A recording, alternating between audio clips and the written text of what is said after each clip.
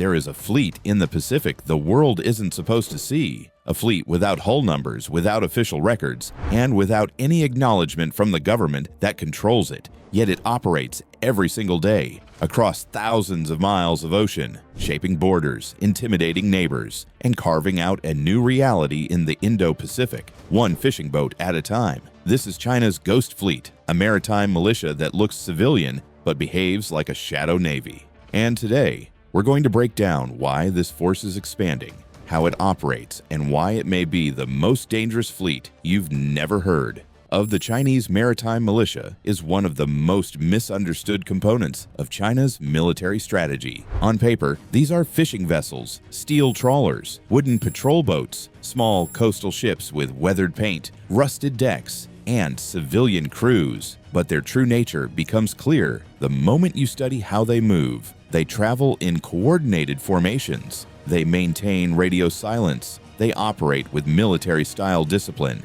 And most importantly, they appear wherever China wants to apply pressure without triggering open conflict. This is China's gray zone weapon, a force used to challenge, intimidate, and overwhelm without crossing the threshold of war. To understand why the Ghost Fleet matters so much right now, you need to look at the South China Sea. This body of water is one of the most disputed regions on the planet. 6 nations claim overlapping zones, but only one nation, the People's Republic of China, deploys a fleet of armed civilians to assert those claims on a daily basis. Over the last decade, the number of militia vessels has surged. Analysts estimate anywhere from 200 to 300 dedicated militia ships, with hundreds more civilian vessels used in rotation when needed. At any given moment, dozens of these ships are positioned around disputed reefs, shoals, and islands. The strategy is elegant. China doesn't send warships first, it sends fishermen. But these fishermen aren't looking for tuna. They're executing state-directed operations,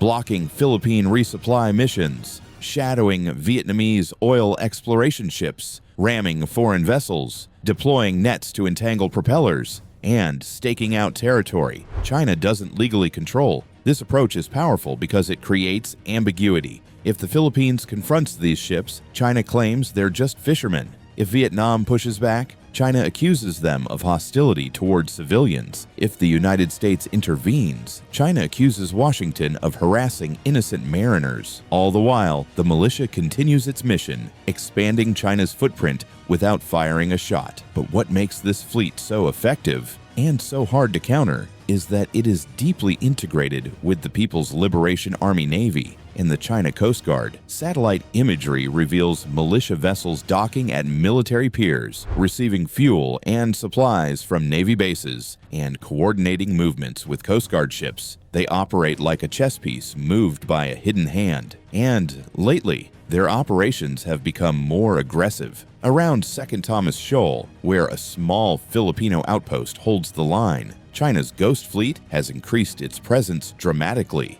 Dozens of militia ships now maintain a near-constant blockade, working in tandem with China Coast Guard vessels to cut off Filipino resupply missions. These ships form walls of steel, clustering together like a floating fortress. They shine lasers at aircraft, fire water cannons at small boats, and maneuver deliberately to cause collisions, all while claiming to be harmless fishing crews. This escalation is not random, it's strategic. China knows that the United States has treaty obligations with the Philippines. By using militia ships instead of gray-hulled warships, China pushes the limits without triggering the defense treaty. It's pressure without war, provocation without escalation, a perfect gray zone tactic. But here's where the Ghost Fleet becomes an even bigger threat. It's not just operating in the South China Sea anymore. Reports show militia vessels appearing near Japan's Senkaku Islands, shadowing Taiwanese patrols, and even moving suspiciously close to Guam's EEZ.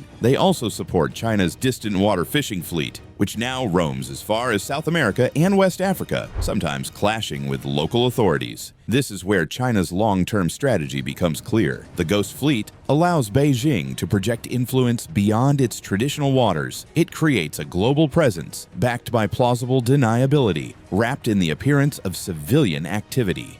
For the U.S. Navy, this poses a unique challenge.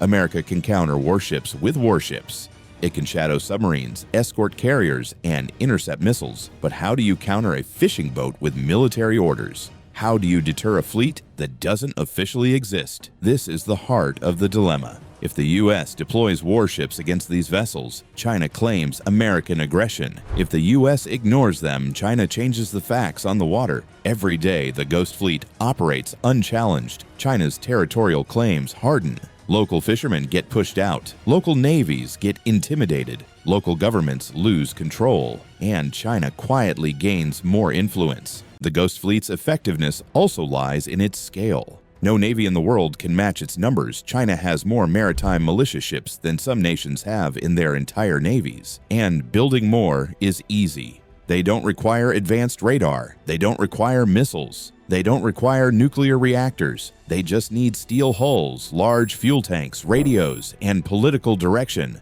And that direction is clear. Dominate the South China Sea, gradually isolate Taiwan, and shape a maritime environment where China sets the rules. But there's another layer, a more dangerous layer. Intelligence reports show that many militia vessels are being retrofitted with reinforced hulls, water cannons, higher-powered engines, and encrypted communication systems. Some even carry small arms and tactical gear. These ships are evolving from pressure vessels. China is quietly militarizing the civilian maritime space. So what happens next? Expect the Ghost Fleet to expand further. Expect more aggressive actions around Second Thomas Shoal, possibly even attempts to isolate Filipino outposts completely. Expect increased presence near Taiwan's offshore islands. Expect Japan to face more militia incursions near the Senkakus. And expect the U.S. Navy to face more situations where a carrier strike group can't respond without escalating a civilian encounter into a military crisis. The U.S. response will likely involve more Coast Guard deployments, more joint patrols with allies, more maritime domain awareness systems, and more diplomatic pressure. But the reality is blunt. Countering a shadow navy requires a strategy just as creative as the one that built it. China's Ghost Fleet isn't designed to win battles. It's designed to win space. Space on the water. Space in the narrative. Space in the legal system.